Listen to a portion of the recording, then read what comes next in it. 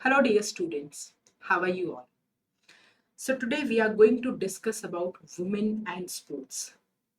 देखिए वुमेन का स्पोर्ट्स के अंदर इन्वॉल्वमेंट जो है धीरे धीरे जो है वो बढ़ता गया है और आज के दिन हम पाते हैं कि वुमेन स्पोर्ट्स के अंदर जो है काफ़ी अच्छा परफॉर्मेंस काफ़ी अच्छा प्रदर्शन हमें देखने को इनका मिलता है। प्लस वुमेन की स्पोर्ट्स से रिलेटेड क्या क्या प्रॉब्लम्स हैं, क्या क्या ट्रेनेबिलिटी ट्रेनिंग से इश्यूज क्या क्या हैं वुमेन के, वुमेन किन किन चीज़ों को फेस करती है, ये सारी चीज़ें आज हम डिटेल से डिस्कस करेंगे। So I welcome you all to today's discussion on women and sports. तो चलिए शुरुआत करते हैं महिलाओं की और खेलों की। लेकिन आज भी अगर हम पार्टिसिपेशन की बात करते हैं तो बहुत सारे हिस्से ऐसे हैं हमारे देश के जहां पर महिलाएं जो है खेलों के अंदर अपना भविष्य बनाने से वंचित रह जाती हैं। उसके बहुत सारे रीजंस हैं। हो सकता है कि फैमिली सपोर्ट ना हो सकता है कि उनके आसपास में नियर बाय कोई फैसिलिटी ना हो, स्पोर्ट्स फैसिलिटी ना हो सकता है कि सेफ्टी इश्यूज हों, यानी कि काफी सारे इश्यूज हैं। ठीक है, लैक ऑफ सेल्फ कॉन्फिडेंस भी एक इश्यू है। तो इन सारे इश्यूज को भी हम डिटेल से डिस्कस करेंगे। तो चलिए शुरुआत करते हैं वुमेन इन स्पोर्ट्स की। देखिए जो वुमेन का रोल है स्पोर्ट्स के अंदर वो धीरे धीरे धीरे धीरे समय के साथ बदलता गया है, समय के साथ बढ़ता गया है। ठीक है, पार्टिसिपेशन रेट भी समय के साथ इंक्रीज होता गया है। और सिर्फ स्पोर्ट्स की ही बात नहीं है, अगर हम नॉर्मल लाइफ के स्फेयर में भी देखें तो नॉर्मली भी अगर हम हर स्फेयर के अंदर देखें तो हम पाएंगे कि वुमेन का रोल जो है वो पहले से काफी ज्यादा हो गया है और वुमेन के रोल में काफी ट्रांजिशन हमें देखने को मिलता है। बिकॉज एक समय था जब जो है वुमेन को सिर्फ कन्फाइन कर दिया जाता था हाउस होल्ड एक्टिविटीज तक, हाउस होल्ड कोर्स से रिलेटेड एक होम मेकर का जो वर्क होता है उस तक कन्फाइन कर दिया जाता था और यही माना जाता था that women are capable of doing this only. Women can not participate in sports, वो स्पोर्ट्स में पार्टिसिपेट करेंगी तो वो मैस्कुलिन हो जाएंगी, मतलब women can not step out of the house. ऐसा एक मिथ, ऐसी एक स्टीरियोटिपिकल थिंकिंग हमारी सोसाइटी में पहले प्रिवेल करती थी। तो लेकिन आज वो सारी बाउंड्रीज धीरे धीरे टूटती जा रही हैं और जैसे ही वो बाउंड्रीज टूटती जा रही हैं तो हम देख रहे हैं वुमेन जो है वो एक काफी स्ट्रॉन्ग अपना इम्पैक्ट छोड़ती जा रही हैं। काफी सारी वुमेन रोल मॉडल्स हमारे पास आज के दिन अवेलेबल हैं। तो धीरे धीरे पीछे के जितने भी हमारे डेकेड्स रहे हैं तो हर डेकेड के अंदर आप पाएंगे कि वुमेन का रोल धीरे धीरे चेंज होता गया है। धीरे धीरे आज के दिन जो है वुमेन एथलीट्स के पास ज्यादा अपॉर्चुनिटीज हैं बजाय कि पास्ट के। धीरे धीरे इवॉल्व होती गई हैं चीजें, इंप्रूव होती गई हैं। आप याद करिए एंशियंट ओलंपिक्स का टाइम, एंशियंट ओलंपिक्स में सिर्फ मेल पार्टिसिपेंट्स ही पार्टिसिपेट करते थे और वो भी ग्रीक के पार्टिसिपेंट्स पार्टिसिपेट करते थे जब एंशियंट ओलंपिक्स की शुरुआत हुई थी 776 बीसी में। तो उस टाइम पर फीमेल्स को पार्टिसिपेट नहीं करने दिया गया था। तो लेकिन आज के दिन आप पाओगे कि बहुत सारे अवसर हैं, अपॉर्चुनिटीज हैं जो कि फीमेल एथलीट्स के लिए अवेलेबल है। जो चीजें मेल के लिए अवेलेबल हैं वही चीजें आज के दिन फीमेल के लिए भी अवेलेबल हैं। लेकिन हमें फीमेल के केस में ये समझना जरूरी है, वुमेन के केस में ये समझना जरूरी है कि एथलेटिक परफॉर्मेंस जो होती है, स्पोर्ट्स के अंदर परफॉर्मेंस जो होती है, क्या उसमें कोई जेंडर डिफरेंसेस की वजह से इम्पैक्ट आता है? जैसे male and female they are different from each other, तो क्या उनके जो फिजियोलॉजिकल डिफरेंसेस हैं, स्ट्रक्चरल डिफरेंसेस हैं, ठीक है, या हम कहें साइकोलॉजिकली माइंडसेट के डिफरेंसेस हैं, क्या उसकी वजह से एथलेटिक परफॉर्मेंस के ऊपर इम्पैक्ट आता है? बिकॉज यहाँ पर हम बात कर रहे हैं वुमेन को स्पोर्ट्स के स्फेयर में कि वुमेन स्पोर्ट्स के अंदर बेटर पार्टिसिपेट जो है करें, और वुमेन स्पोर्ट्स के अंदर अगर कहीं पर भी कोई इश्यू फेस करती हैं तो वो क्यों फेस करती हैं, कैसे उसको सॉर्ट आउट किया जा सकता है, कैसे एक महिला की एथलेटिक परफॉर्मेंस को, उसकी स्पोर्ट्स परफॉर्मेंस को हम इम्प्रूव कर सकते हैं, हम बेटर कर सकते हैं। तो ऐसे कौन कौन से ट्रेनेबिलिटी वेरिएबल्स हैं, उन सभी वेरिएबल्स को हम आज डिटेल से डिस्कस करेंगे। ये हिंदी में है। If you are from Hindi medium then you can read that in Hindi. Historical perspective की अगर हम बात करें यानी कि अगर हम हिस्ट्री की बात करें, पास्ट की अगर हम बात करते हैं, तो वुमेन का जो पार्टिसिपेशन है उसकी हमें एक बहुत ही रिच हिस्ट्री देखने को मिलती है। यानी कि ग्रीस में एंशियंट सिविलाइजेशंस में भी वुमेन ने पार्टिसिपेट किया था। बट अभी आप सोच रहे हो मैम आपने बोला कि एंशियंट गेम्स में, जो फर्स्ट एंशियंट गेम्स हुई थी 776 बीसी में, there we see only male participants participated. तो यानी कि ग्रीस के अंदर काफी समय तक ओलंपिक गेम्स चले थे, फिर उसके बाद पैन हेलेनिक गेम्स भी शुरू हो गए थे वहां पर, ठीक है। तो वुमेन का पार्टिसिपेशन जो है हमें एंशियंट सिविलाइजेशन से ही देखने को मिलता है। यानी कि शुरुआत तो तभी से हो गई थी, but percentage of women participating in games and sports was very less, and slowly with the passage of time this percentage kept on increasing and increasing. Late 19th और 20th सेंचुरी के अंदर वुमेन के sports को एक recognition मिलने लगी थी। यानी कि वुमेन इवेंट्स जो हैं वो ओलंपिक्स में हमें देखने को मिले थे। तो ये एक मेजर चेंज था। Let me change the colour of the pen. So this was a major change. ये मतलब मेजर ट्रांजिशन आप बोल सकते हो कि ये एक मेजर ट्रांजिशन था कि 19th और 20th सेंचुरी के लास्ट में जाकर जो है वुमेन की स्पोर्ट्स जो है, वुमेन रिलेटेड इवेंट्स जो है वो ओलंपिक्स में इंक्लूड होने लगे थे। तो जिसकी वजह से वुमेन को एक बहुत ही अच्छा प्लेटफॉर्म जो है वो मिल गया था अपनी स्पोर्ट्स रिलेटेड स्किल्स को शोकेस करने का। फिर 20th सेंचुरी में एक फेमिनिस्ट मूवमेंट आती है, महिलाओं की एक फेमिनिस्ट मूवमेंट आती है 20वीं शताब्दी में, जिसने और भी ज्यादा इंपॉर्टेंट रोल किया for women rights in sports. यानी कि ये जो फेमिनिस्ट मूवमेंट थी, इसने महिलाओं के जो भी राइट्स हैं स्पोर्ट्स के क्षेत्र में उनको काफी जो है एक तरीके से हम कहेंगे कि प्रोपेगेट किया। काफी सारी फीमेल को जो है इस मूवमेंट के थ्रू अवेयरनेस प्रोवाइड की। काफी सारे लेवल पर जो है जितने भी स्टीरियोटाइप्स प्रिवेल कर रहे हैं सोसाइटी के अंदर, उन सारे के सारे स्टीरियोटाइप्स को ब्रेक डाउन करने में भी काफी इंपॉर्टेंट रोल प्ले किया। सो वुमेन की अगर हम हिस्ट्री बात करें स्पोर्ट्स के अंदर, तो यहाँ पर जैसे कि आप देख पाओगे पिक्चर के अंदर, तो यहाँ पर एक स्पार्टन वुमेन है जो कि रनिंग कर रही है, भाग रही है, ठीक है। तो अब ये कैसे पता चलेगा कि ये वुमेन है, ठीक है। You can see her chest there. So इससे हम आइडेंटिफाई लगा सकते हैं कि एक स्पार्टन वुमेन जो है वो रन कर रही है। So this is the rich diverse history. Early 1900s में गर्ल्स टीम जो है कनाडा की है, ब्रूमबॉल कनाडा में, ठीक है। फिर 1888 से लेकर 1893 के बीच में जो है वुमेन आइस हॉकी खेल रही हैं कनाडा के अंदर। एक हमारी फील्ड हॉकी होती है, जो नॉर्मल हम हॉकी खेलते हैं, दैट इज फील्ड हॉकी, ठीक है। Then we have ice hockey. Ice hockey कैसा कब खेला जाता है? ये एक विंटर स्पोर्ट है। विंटर गेम्स में, विंटर ओलंपिक्स के अंदर आइस हॉकी खेला जाता है। फिर 1912 में आप देखोगे बॉक्सिंग का एक यहाँ पर आपको एविडेंस मिल रहा है देखने में 1912 में। फिर 1915 में एक खेमोजी टीम है जो कि पोज कर रही है विद देयर कैमन्स, ठीक है। फिर 1915 से 16 में आप देखोगे बास्केटबॉल टीम अगेन कनाडा। फिर 1920 में आप देखोगे स्विमिंग कंपटीशन में मेडल आया है, आप देख सकते हो the women wearing swimming costumes. Then we have fencer holding a foil, ठीक है। Fencing is also a game, you all must be knowing about it. Then Edith Cummings was the first woman athlete to appear on the cover of the magazine, a major step in women's athletic history.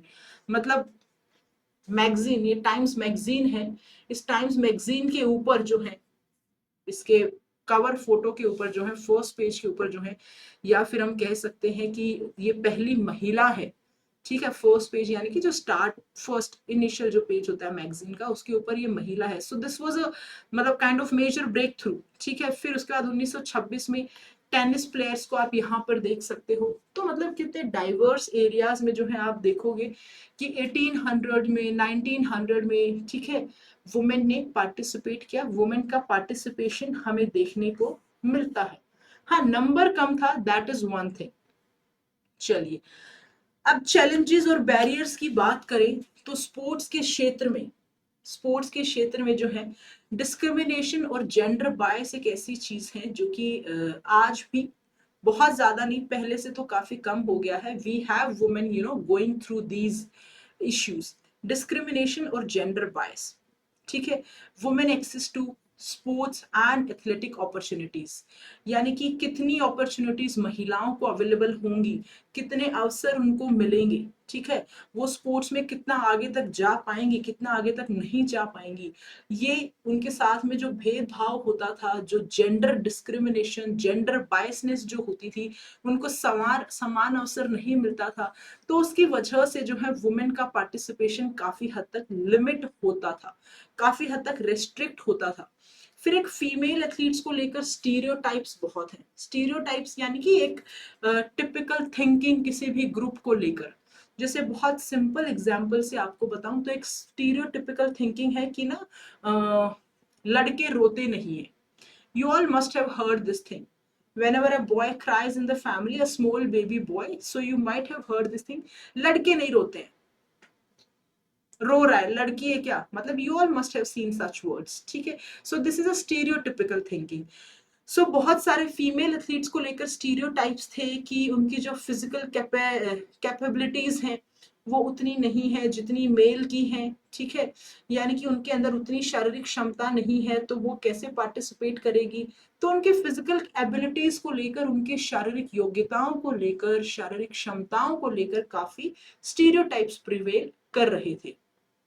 फिर societal expectations की अगर हम बात करें तो एक society की कुछ एक्सपेक्टेशंस होती थी. एक सोसाइटी ने अपना दायरा बनाया हुआ होता था रिगार्डिंग फेमिनिटी एंड एथलेटिसिज्म, जिसने उसकी वजह से भी वुमेन को काफी चैलेंजेस फेस करने पड़े. सोसाइटल एक्सपेक्टेशंस थी कि वुमेन जो है अगर स्पोर्ट्स में पार्टिसिपेट करेगी तो उसकी जो फेमिनिन बॉडी है, जो उसकी अपनी लुक है, वो लुक उसकी खत्म हो जाएगी. She'll no more look a female. लेकिन ऐसा कुछ नहीं है. They all were the kind of negative aspects which we see. These all were the challenges or issues which women have faced, but women have women have come as a winner out of these challenges and issues. She did not surrender to these challenges and issues, and this is the beauty. अब participation performance की बात करें तो women आज के दिन आप देखोगे कि हर स्पोर्ट्स के अंदर आपको देखने को मिलेंगी. मतलब शायद ही कोई ऐसा क्षेत्र होगा जिसमें महिलाओं को अवसर मिला हो और उन्होंने पार्टिसिपेट ना किया. सो women have touched every corner. They have participated in every game. Athletics हो, जिम्नास्टिक्स हो, हॉर्स राइडिंग हो, ठीक है, आइस हॉकी हो, कोई भी स्पोर्ट्स हो, women have participated, they have come. अब उनकी परफॉर्मेंस जो है, उनकी परफॉर्मेंस ने ये समाज की जितने भी स्टीरियोटिपिकल थिंकिंग थी, इसको एक तरीके से खत्म कर दिया. मतलब इस थिंकिंग को बंद कर दिया. Now there are no more people who says कि वुमेन जो है दे आर नॉट कैपेबल. महिला पार्टिसिपेट करेंगी तो उनकी फेमिनिटी कम हो जाएगी. Now people don't say anything because women have proved it. ठीक है. फिर इसके बाद एक इम्पॉर्टेंट चीज यहाँ पर आपको ध्यान रखने की वो ये है कि title 9 of education amendment act 1972, education amendment act आई थी 1972 में यूनाइटेड स्टेट्स में. ये एक लैंडमार्क लेजिस्लेशन थी. इसने प्रोहिबिट किया था सेक्स बेस्ड डिस्क्रिमिनेशन को, यानी कि जेंडर के आधार पर, सेक्स के आधार पर आप भेदभाव नहीं करेंगे. ये यहाँ पर जो ये एजुकेशन अमेंडमेंट एक्ट आई थी यूएस की, इसने प्रोहिबिट किया था. इसने बोला था कि आप जेंडर के बेस पर डिस्क्रिमिनेशन नहीं कर सकते. ना तो एजुकेशनल प्रोग्राम्स में कर सकते हो, ना ही फिजिकल एक्टिविटीज या स्पोर्ट्स के अंदर कर सकते हो. तो इससे भी काफी फर्क पड़ा था वुमेन की के करियर के ऊपर, वुमेन के स्पोर्ट्स पार्टिसिपेशन के ऊपर, और वुमेन को कितनी अपॉर्चुनिटीज मिलेंगी आगे फर्दर पार्टिसिपेट करने के लिए. सो this was a kind of very important initiative which was taken, and it had changed the life of women. अब वुमेन ने जो है स्पोर्ट्स के अंदर काफी अपना कंट्रीब्यूशन दिया है. ठीक है. ensuring equal opportunities for female athletes in educational institutions, यानी कि ये सब किसकी वजह से हो पाया? इस लैंडमार्क लेजिस्लेशन, इस जजमेंट की वजह से हो पाया कि प्रोहिबिट कर दिया कि आप डिस्क्रिमिनेशन नहीं कर सकते। तो महिलाओं को बराबर अपॉर्चुनिटीज मिलने लगी, बराबर अपॉर्चुनिटीज मिलने लगी तो उन्होंने उन अपॉर्चुनिटीज को एक अच्छे ढंग से जो है पूरा किया। फिर फिजियोलॉजिकल कॉन्सिडरेशन समझते हैं। फिजियोलॉजिकल यानी कि हमारी बॉडी की इंटरनल फंक्शनिंग, हमारी बॉडी में इंटरनल जो भी चीजें होती हैं, तो वुमेन के रोल में वुमेन और उसकी स्पोर्ट्स परफॉर्मेंस को वो कैसे इम्पैक्ट करती है। देखिए, मेन और वुमेन के बीच में फिजियोलॉजिकल डिफरेंसेस होते हैं। उन डिफरेंसेस को समझना बहुत जरूरी है, बिकॉज उन डिफरेंसेस को समझे बिना हम एक बेटर ट्रेनिंग प्रोग्राम नहीं बना सकते। अगर हम चाहते हैं कि हम अपनी फीमेल एथलीट्स को बेस्ट ट्रेनिंग प्रोग्राम बनाकर दें, तो क्या क्या डिफरेंसेस हैं मेल में और फीमेल में, मेन में, वुमेन में, फिजियोलॉजिकल लेवल पर, वो हमें समझने होंगे और उस हिसाब से फिर हमें अपने ट्रेनिंग प्लान्स को मॉडिफाई करना होगा। फॉर एग्जाम्पल, फीमेल्स की जो ट्रेनेबिलिटी है वो डिपेंड करेगी हार्मोनल फ्लक्चुएशंस कितने हो रहे हैं एक फीमेल की बॉडी के अंदर, फीमेल की बॉडी का बॉडी कंपोजिशन कैसा है, फैट परसेंटेज है ज्यादा, मसल मास है ज्यादा, है कैसा, बॉडी कंपोजिशन किस तरह का है, बॉडी टाइप किस तरह का है, एंडोमॉर्फ है, मीसोमॉर्फ है, एक्टोमॉर्फ है, ठीक है। महिला की एरोबिक कैपेसिटी कितनी है, एरोबिक क्षमता कितनी है, the capacity to do any activity for a longer period of time, वो कितनी है। ये सारी की सारी चीजें इंपैक्ट करेंगी एक फीमेल एथलीट की ट्रेनेबिलिटी को। चलिए, अब आगे बात करें साइकोलॉजिकल एस्पेक्ट्स की। तो देखिए, confidence, self esteem, mental resilience, ये बहुत इंपॉर्टेंट है for a women who is going to participate in sports. Rather I would say not only sports, if you are a woman and if you aim to achieve anything, तो ये सारी की सारी चीजें बहुत इंपॉर्टेंट रोल प्ले करती है। सिर्फ बात स्पोर्ट्स की नहीं है, कॉन्फिडेंस होना इज वेरी इंपॉर्टेंट। देखिए, जितने भी स्टीरियोटिपिकल थिंकिंग चलती थी, जितनी भी सोसाइटी की लिमिटेशंस होती थी, रेस्ट्रिक्शंस होती थी, तो कहीं ना कहीं उन चीजों ने भी एक फीमेल का जो कॉन्फिडेंस था उसको डाउन किया था, उसको गिराने की कोशिश की थी, but women did not let it happen. Self esteem, अपने ऊपर भरोसा रखना, मेंटल रेजिलियंस, कुछ भी हो करके रहेंगे, रुकेंगे नहीं, मानेंगे नहीं, ठहरेंगे नहीं, डट कर करेंगे, समस्याएं आएंगी सामना करेंगे लेकिन करेंगे। तो ये सारी चीजें, ये क्वालिटीज है एक तरीके से जो कि बहुत इंपॉर्टेंट है for everyone, not only women, I would से फॉर एवरीवन। तो जितने भी स्टीरियोटाइप्स थे, महिलाएं महिलाएं उनसे ऊपर उठी, ठीक है, ऊपर उठी। उसके अलावा जो है परफॉर्मेंस एंजाइटी एक कॉमन चैलेंज है फीमेल एथलीट्स के अंदर। यानी कि फीमेल एथलीट्स को ये होता है कि हमारी परफॉर्मेंस जो है वो कैसी होगी, कैसी नहीं होगी, पता नहीं। They get anxious about their performance, कि वो कैसा परफॉर्म कर पाएंगी, अच्छा परफॉर्म नहीं कर पाएंगी तो क्या होगा, अच्छा परफॉर्म कर दिया तो कोई दिक्कत नहीं है, अगर नहीं कर पाई तो क्या होगा। यानी कि ये एक कॉमन इश्यू है जो हमारी फीमेल एथलीट सफर करती है, and it is with the help of coach, with the help of family members, and I would say other stakeholders, this issue can be sorted out easily। इसको बड़ी आसानी से हम sort out कर सकते हैं। कैसे? with support from all this, support from all these, इन सब से जो है सपोर्ट अगर मिल जाएगा, पॉजिटिव सपोर्ट। अब एम्पावरमेंट की अगर हम बात करें तो वुमेन ने स्पोर्ट्स के अंदर जो है एज अ रोल मॉडल, काफी रोल मॉडल हमें आज के दिन देखने को मिलती हैं, महिला खिलाड़ी जिन्होंने जेंडर इक्वालिटी को एडवोकेट किया है। जैसे वुमेन इन स्पोर्ट्स कमीशन जो है इंटरनेशनल ओलंपिक कमेटी का, ये इंक्लूसिविटी को और इक्वल अपॉर्चुनिटीज को फोकस करता है। कौन सा commission? Women in sports commission. किसका है? इंटरनेशनल ओलंपिक कमेटी का ये कमीशन है जो कि महिलाओं के लिए काम करता है, जो इस बात के ऊपर फोकस करता है कि आप इक्वल अपॉर्चुनिटीज दो, आप इंक्लूसिविटी दो। इंक्लूसिव एजुकेशन है ना हमारी, उसी तरह से इंक्लूसिव स्पोर्ट्स, ठीक है। यानी कि you provide equal opportunities to everyone irrespective of the differences। Differences को आपको साइड में रख के आपको इक्वल अपॉर्चुनिटीज प्रोवाइड करनी है to all the women athletes. This is what this commission is trying to improve.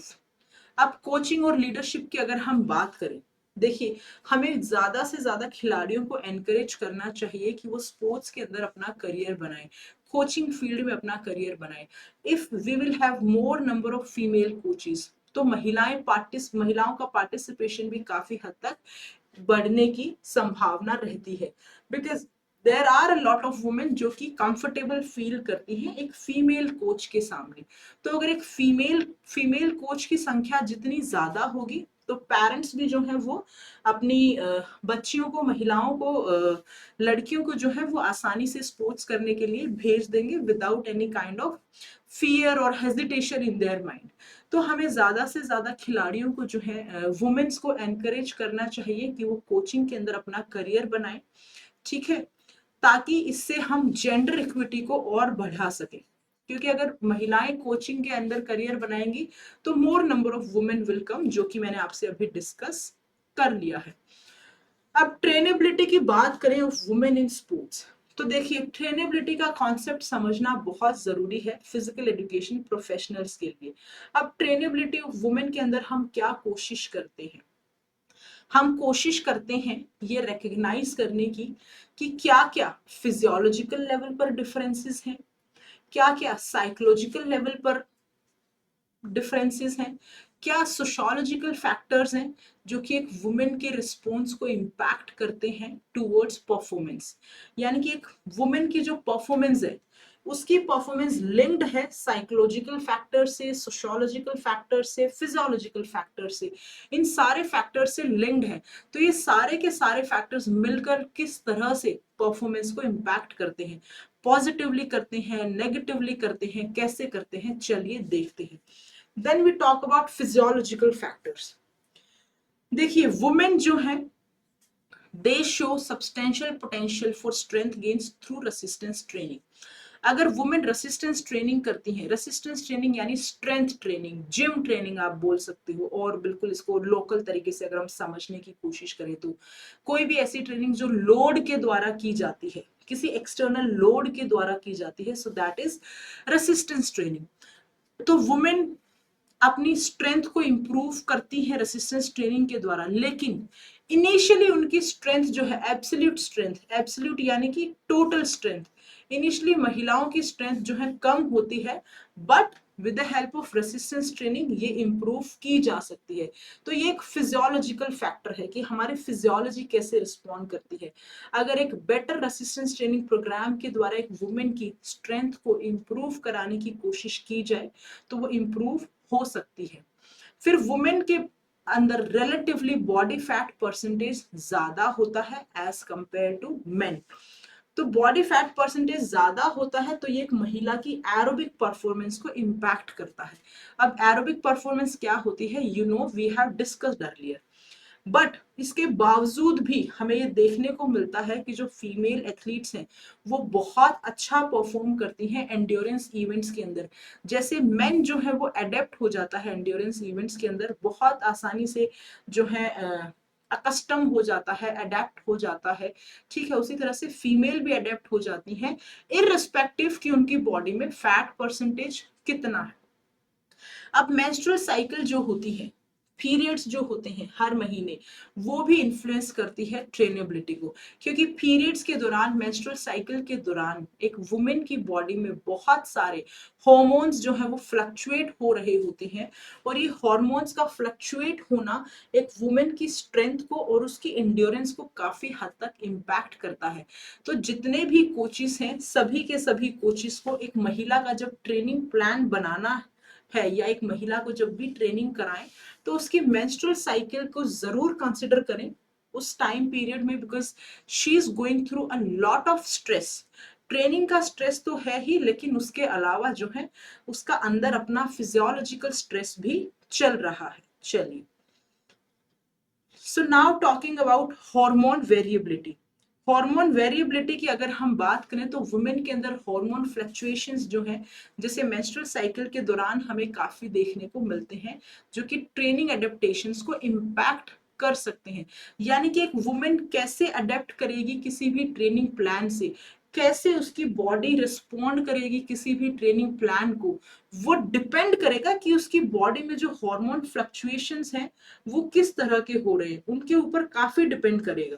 चलिए, फिर इसके बाद एस्ट्रोजन और प्रोजेस्ट्रोन, ये दोनों ही हॉर्मोन्स होते हैं।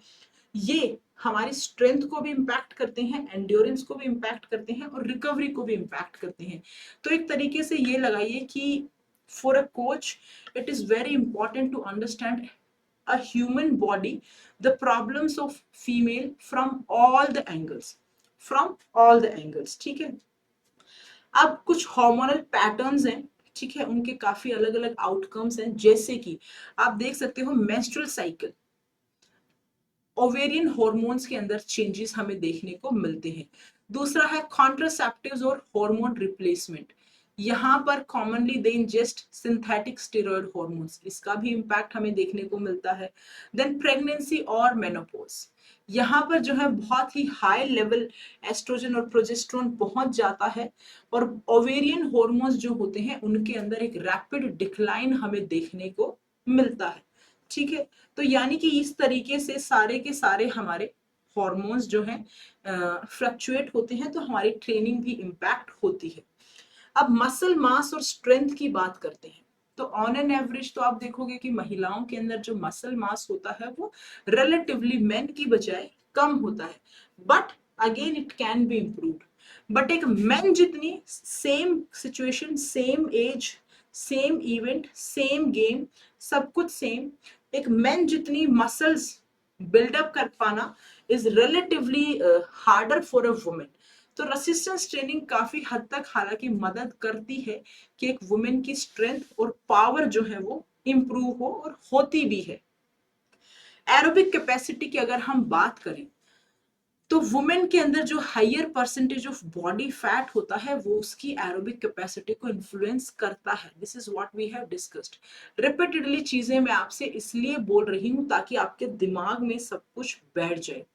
बट प्रॉपर ट्रेनिंग अगर की जाए तो प्रॉपर ट्रेनिंग एक फीमेल एथलीट की कार्डियोवैस्कुलर फिटनेस को इंप्रूव कर सकती है।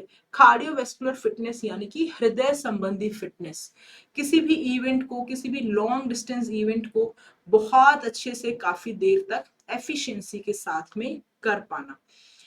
फिर हम बात करते हैं साइकोलॉजिकल फैक्टर्स को।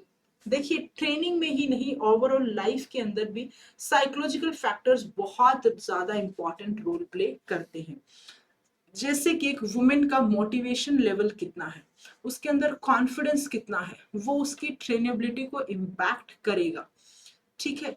अगर मोटिवेशन बहुत ज्यादा है, बहुत कम है, या एक ऑप्टिमम लेवल का है, कैसा है मोटिवेशन, उसी हिसाब से उसका इम्पैक्ट आएगा। सेल्फ कॉन्फिडेंस पॉजिटिव है तो पॉजिटिवली इम्पैक्ट करेगा, नेगेटिव है तो नेगेटिवली इम्पैक्ट करेगा। बट अगर हम चाहते हैं कि महिला खिलाड़ियों की जो परफॉर्मेंस है वो अच्छी आए, वो बेटर तरीके से परफॉर्म करें, वो बेस्ट परफॉर्मेंस अपनी दे, तो उसके लिए आपको, हम सबको, महिला खिलाड़ियों के लिए, वुमेन के लिए एक सपोर्टिव एनवायरनमेंट क्रिएट करना पड़ेगा, एक एम्पावरिंग एनवायरनमेंट क्रिएट करना पड़ेगा। ऐसा एनवायरनमेंट जिसके अंदर वो कॉन्फिडेंट फील करें, मोटिवेटेड फील करें, they feel encouraged, they feel positive, they feel happy, they feel the fire to do something। ऐसा एनवायरनमेंट हमें उनके लिए प्रोवाइड करना पड़ेगा। अब फीमेल एथलीट जो हैं वो धीरे धीरे ट्रेनिंग में ट्रेनिंग करती हैं, कॉम्पिटिशन्स के अंदर पार्टिसिपेट करती हैं, तो धीरे धीरे धीरे धीरे जो फीमेल एथलीट्स हैं वो मेंटली टफ हो जाती हैं। यानी कि training makes them mentally tough, because training कोई एक दिन का प्रोसेस नहीं है, ओवरनाइट प्रोसेस नहीं है, it is a long term process. काफी समय की मेहनत के बाद में जाकर आपको सफलता मिलती है, बिकॉज ट्रेनिंग जो है इसके अंदर आपको बहुत सारे, पहले तो आपको बेसिक अपने स्ट्रॉन्ग करने पड़ते हैं, फिर उसके बाद हम स्पेसिफिक स्किल्स के ऊपर जाते हैं। फिर कुछ स्ट्रेटजीज हैं जो कि कोचिंग जो भी लोग करा रहे होते हैं उनको यूज करनी चाहिए अपने ट्रेनिंग सेशंस के अंदर, ताकि महिला खिलाड़ियों को मेंटली रेजिलिएंट बनाया जाए। मेंटली रेजिलिएंट यानी कि दिमागी रूप से बहुत स्ट्रोंग उनको बनाया जाए। अब कॉन्फिडेंस एंड मोटिवेशन की अगर बात करते हैं तो कॉन्फिडेंस और मोटिवेशन बिल्ड करना एक वुमेन के लिए बहुत इंपॉर्टेंट होता है, बिकॉज सदियों से उसका कॉन्फिडेंस जो है और उसका मोटिवेशन जो है वो कम किया जाने की कोशिश जो है वो होती रही, अलग अलग स्टीरियोटाइप्स की वजह से, अलग अलग तरह की सोच की वजह से। तो लेकिन अब आज के दिन भी बहुत सारे हिस्से ऐसे हैं हमारे समाज के जहां पर women need someone to make them feel confident. They want someone who can make them realize that they are the best. अब कोचेस को positive reinforcement, goal setting strategies use करनी चाहिए। पॉजिटिव रीइंफोर्समेंट का मतलब क्या हुआ? आपने कोई काम अच्छा किया, मान लेते हैं आपका स्टेट लेवल, आपका जोनल लेवल पर मेडल आया, ठीक है, सबसे शुरुआती लेवल या स्टेट लेवल पर मेडल आया, तो आपको पॉजिटिवली रीइंफोर्स करना, मतलब आपको इस तरह से जो है आपको एनकरेज करना, फैसिलिटेट करना कि आप जो है और हायर लेवल पर मेडल लाने के लिए मोटिवेट हो जाओ। ठीक है, आपको आपकी मेहनत को एक्नॉलेज करना, सबके सामने अप्रिशिएट करना, ठीक है, आपको शाबाशी देना, इतना ही बहुत होता है खिलाड़ी के लिए, और इतने में ये खिलाड़ी बहुत कुछ कर जाता है। ठीक है, तो यहाँ पर पॉजिटिवली रीइंफोर्स करना, नेगेटिवली नहीं कि हाँ आ गया तो क्या हो गया, कौन सी बड़ी बात है, नहीं, मेहनत की है एक महिला ने तो उसको पॉजिटिवली रीइंफोर्स करना है ताकि वो आगे भी मेहनत करती रहे। गोल सेटिंग स्ट्रेटजीज यूज करनी है, यानी कि गोल डिसाइड करना है, लॉन्ग टर्म गोल भी और लॉन्ग टर्म गोल भी एंड शॉर्ट टर्म गोल भी।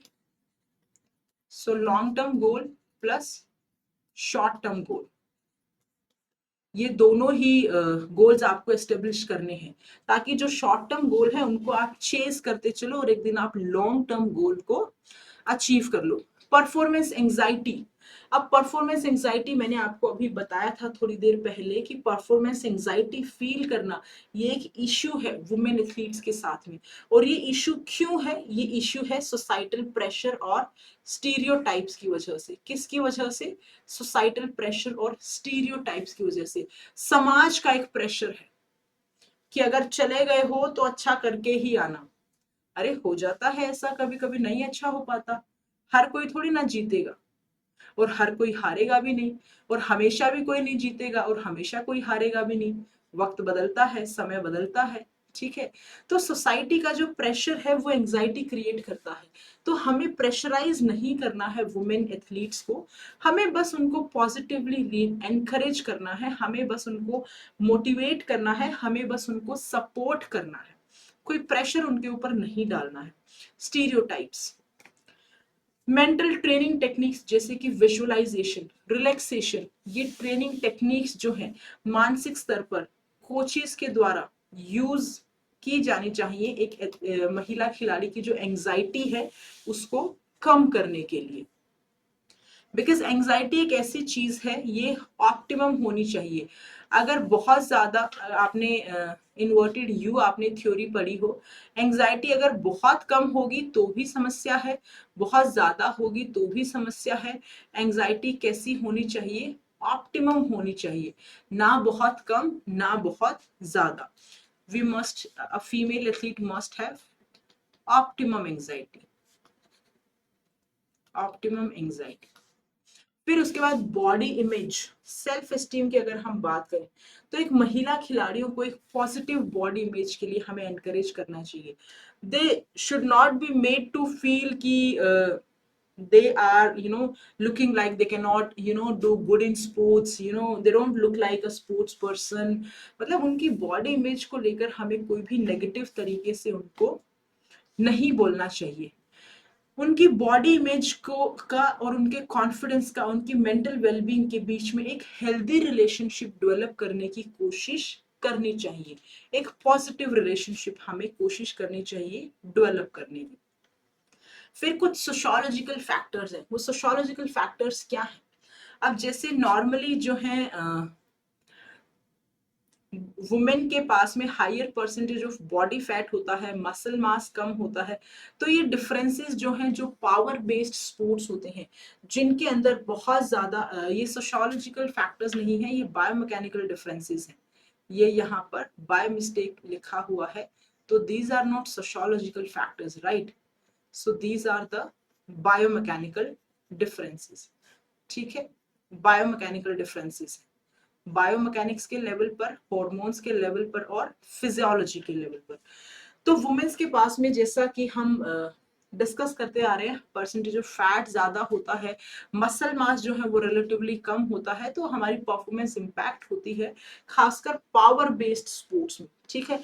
बिकॉज पावर बेस्ड स्पोर्ट्स में जितनी ज्यादा मसल मास होगा, तो जितना ज्यादा मसल मास होगा वो उतना स्ट्रेंथ जो है, पावर जो है एग्जर्ट कर पाएगा, ठीक है। तो उतनी ज्यादा परफॉर्मेंस फिर बेटर होगी। फिर सेंटर ऑफ मास जो है वो भी एजिलिटी को और बैलेंस को इम्पैक्ट करता है। फिर जेंडर डिफरेंसेस है एनाटॉमी में, स्ट्रक्चर में, आप खुद ही देखिए ना, women and men they are different structurally, उनके स्ट्रक्चर में भी डिफरेंस है, जॉइंट्स की लेक्सिटी के अंदर भी डिफरेंस है, जिससे इंजरी के लिए उनकी जो ससेप्टेबिलिटी है, इंजरी होने की जो संभावना है, वो काफी इम्पैक्ट होती है। फिर उसके अलावा कोचेस को जो है फीमेल एथलीट्स को लेकर कुछ इंजरी प्रिवेंशन स्ट्रेटजीज के ऊपर भी ध्यान देना चाहिए। यानी कि कुल मिलाकर बात यह है कि उनको ट्रेनिंग प्लान उनकी anatomy, physiology, biomechanical, physiological, hormonal variations के हिसाब से ही प्लान करना चाहिए। It should not be same for men and women, ठीक है। Men naturally higher level of testosterone produce करते हैं, जो कि उनको उनकी मसल डेवलपमेंट में और स्ट्रेंथ को बढ़ाने में मदद करता है। फिर जेंडर की अगर हम बात करें तो जेंडर बायसनेस भी अपॉर्चुनिटीज को इम्पैक्ट करती है।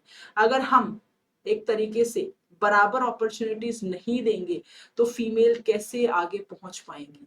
जेंडर इक्विटी को हमें प्रमोट करना है, ठीक है, जेंडर बायसनेस को हमें धीरे धीरे खत्म करना है, इंक्लूसिविटी को हमें एक तरीके से सपोर्ट करना है, ताकि हम ये जितने भी भेदभाव हो रहे हैं इनको खत्म कर सकें। चलिए, so then social support network एक फीमेल एथलीट को स्पोर्ट्स में एक्सेल करने के लिए बहुत इंपॉर्टेंट रोल प्ले करता है। जैसे कि फैमिली होगी, कोचेस हो गए, हमारे फ्रेंड्स हो गए, पीयर ग्रुप हमारा हो गया, सोशल सिस्टम का बहुत इंपॉर्टेंट रोल है। एक सपोर्टिव एनवायरनमेंट जो है वो मोटिवेट करता है एक इंडिविजुअल को कुछ ना कुछ बेहतर करने के लिए। So now moving forward we talk about role models. आज के दिन हम पाते हैं कि आज तो काफी रोल मॉडल्स हैं फीमेल्स के लिए, ठीक है। यू सी मैरी कॉम, मतलब after giving birth to 2 children she won medals at I would say recognized competitions, ठीक है। तो यहाँ पर काफी रोल मॉडल्स हैं जो कि इंस्पायर करते हैं वुमेन को स्पोर्ट्स में पार्टिसिपेट करने के लिए, ठीक है। एक काइंड ऑफ एक पॉजिटिव एक तरीके से एटीट्यूड उनका लेकर आते हैं, कुछ करने की एक क्षमता जो उनके अंदर होती है उसको बाहर निकालने की कोशिश करते हैं। देन ट्रेनिंग स्ट्रेटजीज की अगर हम बात करें तो इंडिविजुअलाइज्ड ट्रेनिंग प्रोग्राम्स होने चाहिए। कैसे ट्रेनिंग प्रोग्राम्स होने चाहिए? इंडिविजुअलाइज्ड ट्रेनिंग प्रोग्राम्स होने चाहिए, यानी कि वुमेन की सारी चीजों को, सारे इश्यूज को, सारे के सारे डिफरेंसेस को कंसिडर करके फिर ट्रेनिंग प्रोग्राम बनाना है। किसी का भी ट्रेनिंग प्रोग्राम कुछ भी नहीं कराना है, बिकॉज ट्रेनिंग जो है वो कुछ भी करना नहीं है। आप जितना साइंटिफिकली चीजों को करते जाओगे उतना आपकी परफॉर्मेंस बेटर आएगी, बिकॉज ट्रेनिंग के अंदर आप एक ह्यूमन बॉडी के साथ डील कर रहे हो, और एक ह्यूमन बॉडी के ऊपर पूरी की पूरी साइंस जो है वो हमारा हमारा काम करती है, ठीक है। तो पीरियडाइजेशन, प्रोग्रेसिव ओवरलोड का प्रिंसिपल आपको यूज करना चाहिए। पीरियडाइजेशन की अलग अलग फेजेस हैं, ट्रेनिंग प्लान आपके पास, ट्रेनिंग का टाइम जितना भी आपके पास अवेलेबल है, आप उस पूरे समय को छोटे छोटे हिस्सों में डिवाइड कर दीजिए, और हर हिस्से के अंदर किसी न किसी चीज को इम्प्रूव करने की कोशिश कीजिए। फिर प्रोग्रेसिव ओवरलोड, यानी कि ऐसा नहीं है कि एक ही दिन में जो है वो सब कुछ, मतलब सारी ट्रेनिंग जो है वो आज ही करानी है, नहीं, धीरे धीरे आप लोड को बढ़ाइए। जब एक वुमेन एथलीट जो है अडेप्ट हो जाए एक पर्टिकुलर लोड से, उसके बाद ही आप लोड बढ़ाइए। ऐसे नहीं कि आप जो है हर रोज जो है लोड को, रेसिस्टेंस को आप इंक्रीज ही करते जा रहे हैं। इससे क्या होगा, इससे इंजरी होगी और कुछ नहीं होगा। Then we talk about periodization. जब भी आप पीरियडाइजेशन प्लान करें, जब भी आप उसको इम्प्लीमेंट करें, तो एक फीमेल की मेंस्ट्रुअल साइकिल को भी आपको ध्यान में रखना है। अगर आप इस फेज को ध्यान में रखोगे तो एक वुमेन की ट्रेनेबिलिटी को आप इम्प्रूव कर सकते हो। अब कोचेस जो हैं, they should adapt training load intensity and focus based on hormone fluctuations, यानी कि दे शुड अडॉप्ट आएगा, यहाँ पर अडेप्ट नहीं आएगा, दे शुड अडॉप्ट। यानी कि जो कोचेस हैं उनको कोई भी ट्रेनिंग प्लान बनाना है, कोई भी स्केड्यूल बनाना है एक फीमेल एथलीट के लिए, तो वो उसकी मेंस्ट्रुअल साइकिल को ध्यान में रखना है, उसके हार्मोन्स के फ्लक्चुएशन को ध्यान में रखना है। बिकॉज एक वुमेन की बॉडी जो है वो काफी सारे अपहीवल ऑफ हार्मोन से गुजरती है, तो उस टाइम पर जो है वो डिमांड्स, बॉडी की फिजियोलॉजी वो अलग तरह से काम करती है, तो उसको कंसिडर करना जरूरी है। फिर अगर न्यूट्रिशन और रिकवरी की हम बात करें, तो जैसे कि हम डिस्कस कर चुके हैं, न्यूट्रिशन बहुत इंपॉर्टेंट रोल प्ले करता है परफॉर्मेंस के अंदर, यानी कि हमारी परफॉर्मेंस कैसी होगी, न्यूट्रिशन काफी इंपॉर्टेंट इसमें रोल प्ले करता है। अब जैसे कि न्यूट्रिशन नीड्स जो है वो सारे एथलीट्स की अलग अलग होती हैं, वहीं पर मेन और वुमेन के केस की अगर हम बात करें तो वुमेन की जो न्यूट्रिशनल नीड्स हैं वो मेन की बजाय डिफरेंट है। ठीक है, जैसे कि फॉर एग्जांपल वुमेन को एडिक्वेट अमाउंट ऑफ आयरन चाहिए, एडिक्वेट अमाउंट ऑफ कैल्शियम चाहिए, तभी जो है उसकी ट्रेनिंग परफॉर्मेंस जो है वो इम्प्रूव होगी। और प्रॉपर न्यूट्रिशन रिकवरी स्ट्रेटजीज जैसे मेन के लिए जरूरी है, वैसे ही वुमेन के लिए जरूरी है। आगे अगर एक वुमेन जो है 4 घंटे ग्राउंड के ऊपर या जो भी स्पोर्ट्स फैसिलिटी है वहां पर ट्रेनिंग करके आ रही है, तो घर पे शी नीड्स रेस्ट, उसको रेस्ट मिलेगा तभी वो नेक्स्ट डे बेटर परफॉर्म कर पाएगी। तो रेस्ट देना बहुत ज्यादा जरूरी है। बट ये कैसे होगा, ये तभी होगा जब सोसाइटल लेवल पर अवेयरनेस होगी, सोसाइटल लेवल पर इन चीजों को लेकर एजुकेशन होगी। अब एक वुमेन की जो एनर्जी डिमांड्स है, जो न्यूट्रिएंट रिक्वायरमेंट्स है, उनको पूरा करना भी बहुत जरूरी है। Just like a man needs a balanced diet, a women also needs a balanced diet, plus I would say a much more better diet, because एक वुमेन बहुत सारे मल्टीपल रोल्स प्ले करती है as compare to man. Psychological support provide करना बहुत important है, because एक women को अगर हम साइकोलॉजिकल सपोर्ट प्रोवाइड करेंगे तो जितने भी उसके दिमाग में नेगेटिव चीजें होंगी, जितनी भी चीजों से वो परेशान होगी, जिस भी तरह का स्ट्रेस प्रेशर अगर लिया हुआ होगा, तो वो हल्का हो जाएगा, खत्म हो जाएगा। और वो हल्का हो जाएगा, प्रेशर कम हो जाएगा, तो परफॉर्मेंस सीधी सी बात है इम्प्रूव हो जाएगी। स्ट्रेंथ एंड कंडीशनिंग, एक वुमेन का जो ट्रेनिंग प्रोग्राम है, कोचिज को स्ट्रेंथ कंडीशनिंग सेशंस उसके अंदर जरूर इनकॉर्पोरेट करने चाहिए, because strength is the base.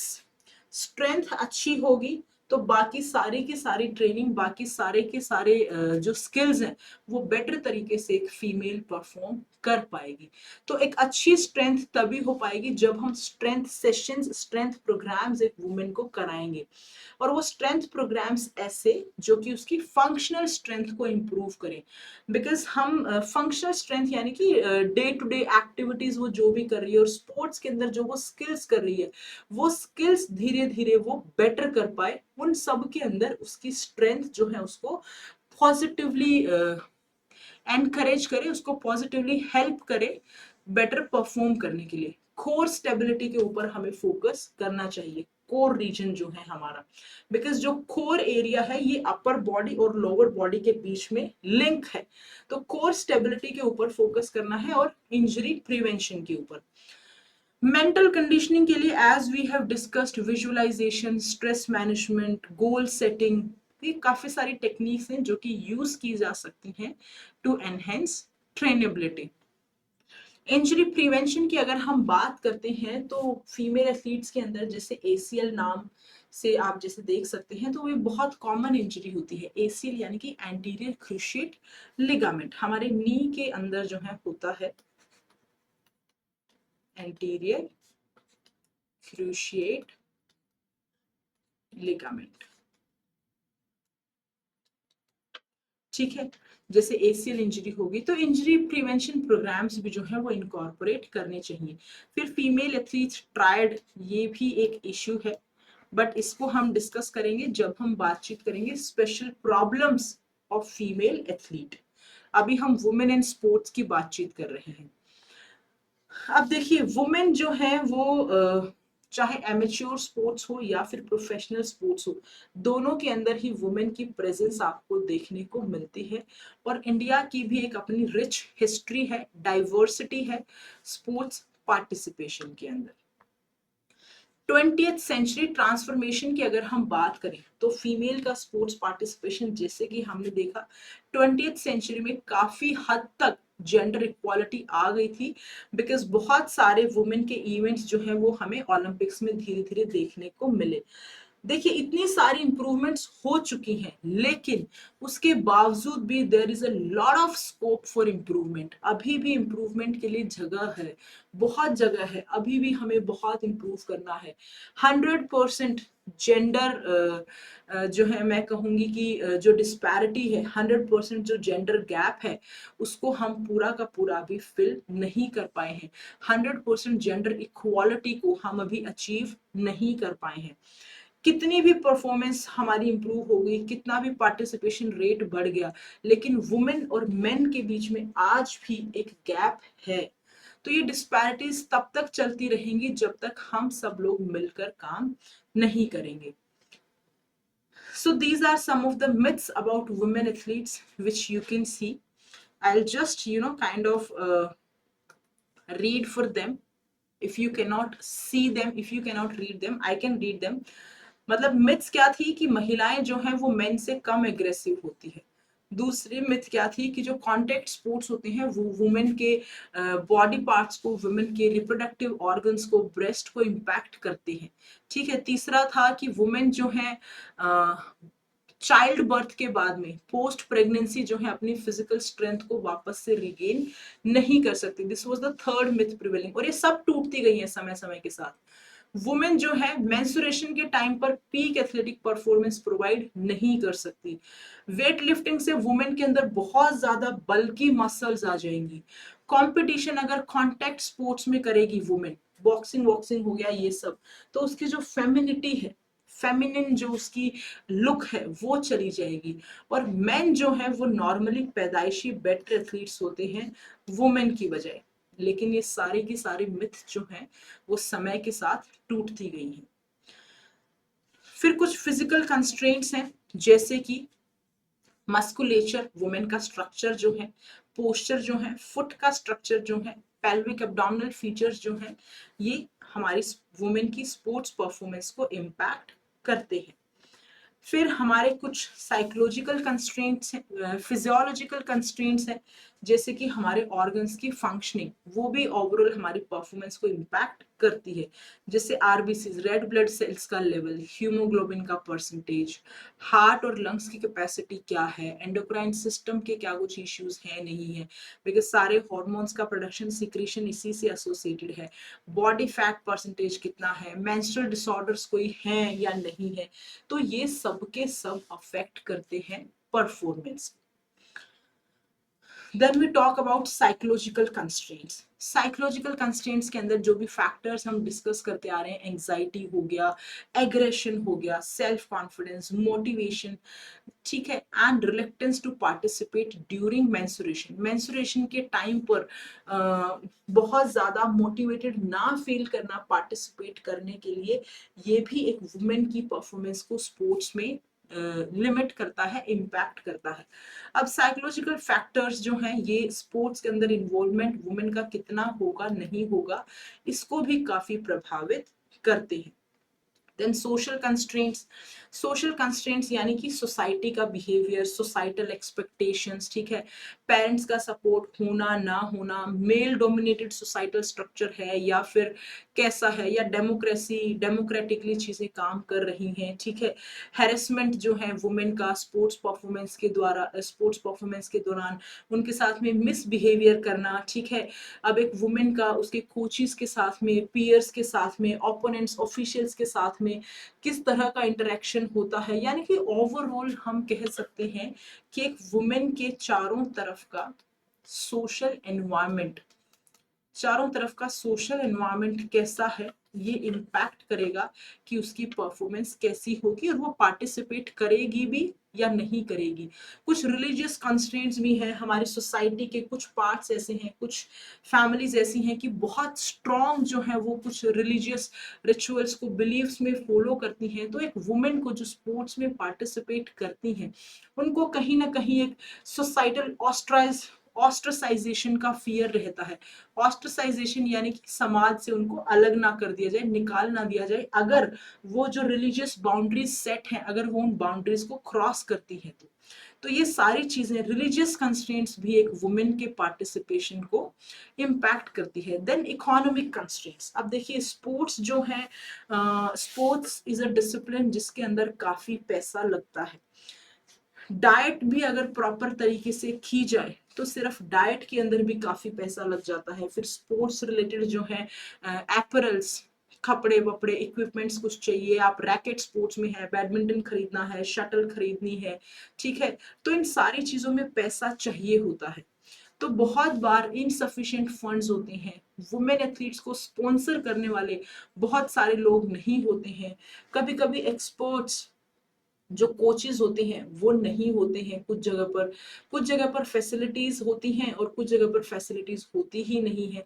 Facilities होती हैं तो वो सब स्टैंडर्ड लेवल की होती हैं या फिर वहाँ कोई कराने वाला नहीं होता है। स्केर्सिटी ऑफ स्पोर्ट्स इक्विपमेंट, अगर फैसिलिटीज भी हैं तो स्पोर्ट्स इक्विपमेंट नहीं है, यानी कि काफी सारे इश्यूज हैं, इकोनॉमिक इश्यूज, जो वुमेन के पार्टिसिपेशन को लिमिट करते हैं, कंस्ट्रेंट करते हैं। फिर इंफ्रास्ट्रक्चरल फैसिलिटीज, इंफ्रास्ट्रक्चर यानी कि स्पोर्ट्स फैसिलिटी आप एक तरीके से कह सकते हो, ट्रेनिंग स्पेस की अवेलेबिलिटी का होना ना होना, इंडोर स्टेडियम्स हैं, स्पोर्ट्स का एनवायरनमेंट कैसा है, ओवरऑल वातावरण कैसा है, ठीक है, अब क्वालिफाइड कोचेस की शॉर्टेज है, यानी कि सब पार परफॉर्मेंस है, स्पोर्ट्स इंजरीज का रिस्क बहुत ज्यादा है, सब पार परफॉर्मेंस यानी कि lower level of performance you can से, तो ये सारे के सारे इश्यूज हैं जो कि इम्पैक्ट करते हैं। देन वी हैव मिनार्के यानी कि onset of female puberty.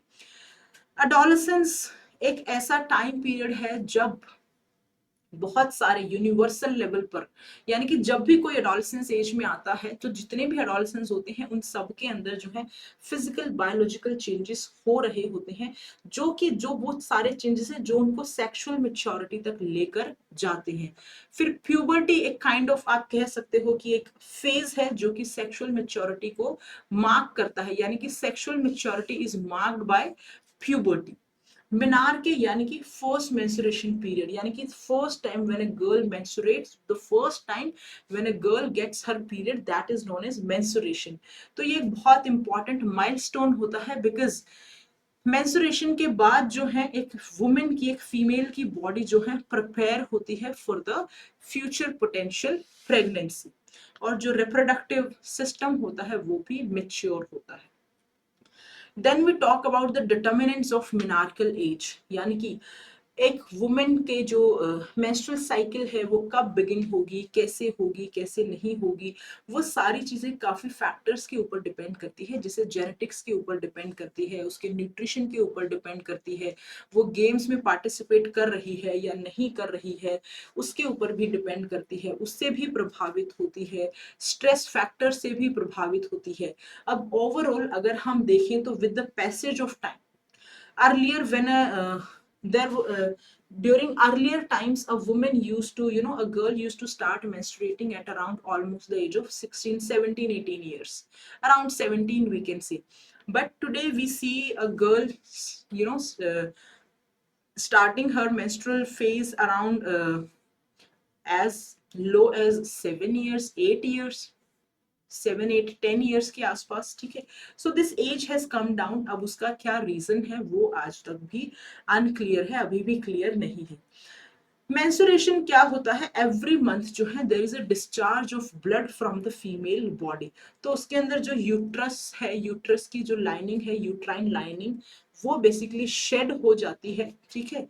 Puberty से मेनोपॉज तक ये प्रोसेस चलता है, accept during pregnancy. During pregnancy a female does not get her periods, does not go through the menstrual cycle।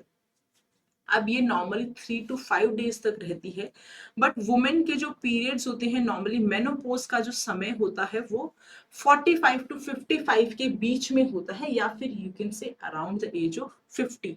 यानी कि मेनोपोज आ गया मतलब now it's end to the fertility and ovulation process, ठीक है। अब जो मेनोपॉज की एज है वो भी जो है काफी वेरी करती है, यानी कि सबका जो है वो टाइम पीरियड अलग अलग होता है। It is not that everyone gets their start with their menopause phase at the age of 45, ऐसा नहीं है।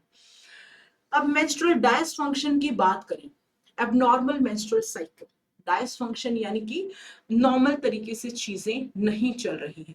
तो मेंस्ट्रुअल डायसफंक्शन के अंदर इरेगुलरिटीज आएंगे एक वुमेन की मेंस्ट्रुअल साइकिल के अंदर। अब नॉर्मल रेंज जो है मेंस्ट्रुअल साइकिल की वो है 21 to 35 डेज, यानी कि 21 से 35 डेज के बीच में जो है वो हो जाना चाहिए। अब एबनॉर्मैलिटीज में यानी कि अगर 21 दिन से पहले मेंस्ट्रुअल साइकिल अगर हो रही है या फिर 35 डेज के बाद में हो रही है, so this is a case of menstrual dysfunction, यानी कि एबनॉर्मल मेंस्ट्रुअल साइकिल। और मेंस्ट्रुअल इश्यूज होते हैं कि मिसिंग 3 or more पीरियड्स का मिस होना, हैवी ब्लीडिंग होना या बहुत लाइट ब्लीडिंग होना, ठीक है, या एक हफ्ते से भी ज्यादा मेंस्ट्रुअल फेज का रहना, एक्सेस में पेन क्रैम्प फील होना, वॉमिटिंग फील होना ड्यूरिंग मेंस्ट्रुएशन। तो ये सारे के सारे इश्यूज हैं मेंस्ट्रुअल डायसफंक्शन में। और याद रखिएगा ये सारे के सारे इश्यूज एक वुमेन की स्पोर्ट्स परफॉर्मेंस को भी इम्पैक्ट करते हैं। फिर पोस्ट मेनोपोजल ब्लीडिंग भी एक कंसर्न है, यानी कि after menopause also we see a bleeding a concern। अब कॉजेस क्या है इरेगुलर मेंस्ट्रुअल साइकिल के, बहुत सारे फैक्टर्स हैं। ओवरवेट हो सकता है, स्ट्रेस हो सकता है, न्यूट्रिशन कैसा है, ठीक है, डाइटरी डिसऑर्डर्स तो नहीं है किसी तरीके से, बुलिमिया नर्वोसा, एनोरेक्सिया नर्वोसा, ठीक है, या फिर कोई बीमारी तो नहीं है, या फिर कोई ऐसी मेडिकल कंडीशन तो नहीं है जो कि मेंस्ट्रुअल साइकिल्स को इम्पैक्ट कर रही है। तो ये सारी चीजें एक कंसर्न की है। अब टाइप्स ऑफ मेंस्ट्रुअल डिसऑर्डर्स की बात करें तो एक होता है PMS, pre menstrual syndrome. Pre menstrual syndrome यानी कि before the starting of menstrual phase, before the start of menstrual cycle we can see. इसके अंदर जो है अ गर्ल और we can say a women goes through a lot of uncomfortable experiences. She experiences a lot of upheaval transition of the hormones. Depression भी feel हो सकता है, anxiety भी फील हो सकती है, इरिटेशन भी फील हो सकता है, यानी कि वेरी अनकंफर्टेबल सिचुएशन। और ये सिचुएशंस कुछ घंटों से लेकर कुछ दिनों तक की भी हो सकती है, बट इससे निकला कैसे जा सकता है, सोल्यूशन क्या है? सोल्यूशन ये है कि आप थोड़ी सी एक्सरसाइज कीजिए, थोड़ा खाना अपना अच्छा रखिए और आप एडिक्वेट रेस्ट रखिए, इसके अलावा कोई सोल्यूशन नहीं है। देन एमेनोरिया, एमेनोरिया यानी कि absence of normal monthly menstrual cycle, और we can say missed periods. दो तरीके का होता है, एक प्राइमरी एमेनोरिया और एक सेकेंडरी एमेनोरिया। प्राइमरी एमेनोरिया यानी कि मेंस्ट्रुअल साइकिल जो है वो शुरू ही नहीं होती है प्यूबर्टी के टाइम पे। सेकेंडरी हो गया यानी कि absence of menstrual cycle for 3 months और मोर। ज्यादा कॉमन ये वाला है, प्राइमरी इतना ज्यादा कॉमन नहीं है, यानी कि 3 महीने तक जो है मेंस्ट्रुअल साइकिल अगर ना आए, so that is secondary amenorrhea. Then we have dysmenorrhea, यानी कि जब मेंस्ट्रुएशन के अंदर बहुत ज्यादा पेन हो, बहुत ज्यादा क्रैम्प्स आपको फील हो, so that means you are going through dysmenorrhea, ठीक है। अब इसमें सिम्टम्स क्या होंगे, पेन होगा तो इरिटेशन होगी, आपको वीक फील हो सकता है, आपको फटीग फील हो सकती है, क्रैम्प फील हो सकती है। देन वी टॉक अबाउट मेनोर्जिया, यानी कि मेनोर्जिया का मतलब क्या है, हैवी और प्रोलॉन्ग्ड मेंस्ट्रुअल ब्लीडिंग, काफी समय तक आपको हैवी ब्लीडिंग आए और पेनफुल भी हो साथ में। पॉलीमेनोरिया यानी कि 21 डेज से शॉर्टर अगर आपकी साइकिल है, यानी कि 21 दिन से पहले आप मेंस्ट्रुअल फेज को फेस कर रहे हैं, सो that is polymenorrhoea. Oligomenorrhoea, oligomenorrhoea यानी कि इनफ्रीक्वेंट मेंस्ट्रुएशन, मतलब ये आकर होती है eight intervals of more than 35 days, मतलब 21 टू 35 के बीच का टाइम पीरियड होता है, so it occurs at more than 35 days. Then metrorrhagia, missed periods, delayed periods, erratic, abnormal bleeding pattern, समझ ही नहीं आ रहा है कि क्या हो रहा है। देन पोस्ट मेनोपोजल ब्लीडिंग, अब ब्लीडिंग नॉर्मली 1 साल के बाद में होती है मेनोपॉज के, जो मेंस्ट्रुअल साइकिल स्टॉप हो जाती है तो उसके 1 साल बाद होती है। तो फीमेल्स के अंदर जो एस्ट्रोजन और प्रोजेस्ट्रोन है ये बहुत इंपॉर्टेंट रोल प्ले करते हैं मेंस्ट्रुअल हेल्थ को रेगुलेट करने में। बहुत इंटेंस एक्सरसाइज, बहुत ज्यादा एक्सट्रीम थिननेस, पतले आप हैं तो आपके हॉर्मोन्स लेवल जो है वो डिक्रीज हो जाएंगे, which will lead to prevention or cessation of monthly menstrual cycle. Gender dimension in sports policies की अगर हम बात करें तो यूनेस्को ने रिकॉग्नाइज किया है critical importance of addressing gender dimension with in sports possibilities, यानी कि जो जेंडर डायमेंशन है, जेंडर इक्वालिटी है, इंक्लूसिविटी है, इन सारी चीजों को जो है एक बहुत ज्यादा इंपॉर्टेंस दिखाई है and it needs to be addressed. अब यूनेस्को की 38th जनरल कॉन्फ्रेंस में एम्फसाइज किया गया था कि महिलाओं को और लड़कियों को फिजिकल एजुकेशन के अंदर बराबर अवसर दो, ठीक है, चाहे वो रिक्रिएशन के लिए हो, चाहे वो हेल्थ प्रमोशन के लिए हो, किसी भी चीज के लिए हो, फिजिकल एक्टिविटी में बराबर आपको अवसर देना है। अब ये कमिटमेंट जो है यूनेस्को अपने अलग अलग इंटरवेंशंस के थ्रू, अलग अलग तरीकों के थ्रू काफी हद तक जो है इसके ऊपर काम कर रही है। अब कुछ और मेन टाइप्स ऑफ इंटरवेंशंस की अगर हम बात करें तो यूनेस्को के फिजिकल एजुकेशन और स्पोर्ट्स प्रोग्राम्स चलते रहते हैं जो कि इन महिलाओं को मेन स्ट्रीम में लाने की कोशिश करते हैं, ठीक है। ये इंश्योर करते हैं कि गर्ल्स और वुमेन्स को इक्वल अपॉर्चुनिटीज मिले, इंक्लूसिविटी को प्रमोट करते हैं और इक्वल एक्सेस टू और equal opportunities to everyone. Then protection from harassment and abuse, ऐसे मेजर्स लेकर आते हैं, उनको इम्प्लीमेंट करते हैं कि जो गर्ल्स हैं, वुमेन हैं, उनको हैरेसमेंट से, दुर्व्यवहार से उनको बचाया जाए, किसी तरीके का अब्यूज उनके साथ में ना हो। एक स्पोर्ट्स के एनवायरनमेंट में उनके लिए सेफ और एक रिस्पेक्टेबल स्पोर्टिंग एनवायरनमेंट क्रिएट करना ये कोशिश रहती है। जेंडर इक्वालिटी और एम्पावरमेंट की भी एक कोशिश रहती है कि महिलाओं को एनकरेज किया जाए कि वो स्पोर्ट्स के अंदर लीडरशिप रोल्स ले, स्पोर्ट्स के अंदर जो है वो बढ़ चढ़कर हिस्सा ले, नेतृत्व की भूमिका निभाएं, ताकि और महिलाएं उनसे प्रेरित हों और इस क्षेत्र के अंदर आगे बढ़े। Then we have a Kazan action plan. Kazan action plan usually UNESCO का इनिशिएटिव जो है इस रिगार्ड में है, इसमें है। तो इसका एक्शन 4 जो है ये कहता है कि एक जो है स्टडी हुई थी normally, conduct a feasibility study on the establishment of global observatory for women physical education, यानी कि सारे के सारे इनिशिएटिव्स लिए जा रहे हैं वुमेन एम्पावरमेंट के लिए, वुमेन इंक्लूसिविटी के लिए। तो यूनेस्को इस एक्शन प्लान के साथ में कोऑर्डिनेट करता है और इसको स्विस कन्फेडरेशन से जो है सपोर्ट मिलता रहता है कि इसको जो है सक्सेसफुली किया जाए। Then alignment with SDG, SDG यानी कि हमारे सस्टेनेबल डेवलपमेंट गोल्स, अब इसके साथ में भी अलाइन करना, बिकॉज इसके अंदर भी मेंशन्ड है achieve gender equality and empower all women and rights. तो स्पोर्ट्स के क्षेत्र में भी जो है इसको जेंडर इक्वालिटी को ध्यान में रखा जाता है और रखा जाना चाहिए। कोलैबोरेटिव पार्टनरशिप्स, यूनेस्को कोलैबोरेट करता है अलग अलग लेवल पर, अलग अलग स्तर पर, राष्ट्रीय स्तर पर, अंतरराष्ट्रीय स्तर पर ऑर्गेनाइजेशंस के साथ में कि वुमेन्स और गर्ल्स के एम्पावरमेंट के लिए काम किया जाए, जेंडर इक्वालिटी को प्रमोट किया जाए थ्रू गेम्स एंड स्पोर्ट्स। ये कुछ की पार्टनर्स हैं, ठीक है, जो कि अपना सपोर्ट देते हैं in empowering women, in empowering women. So these are some of the key partners you can read. So this is where we stop on this topic. Thank you so much.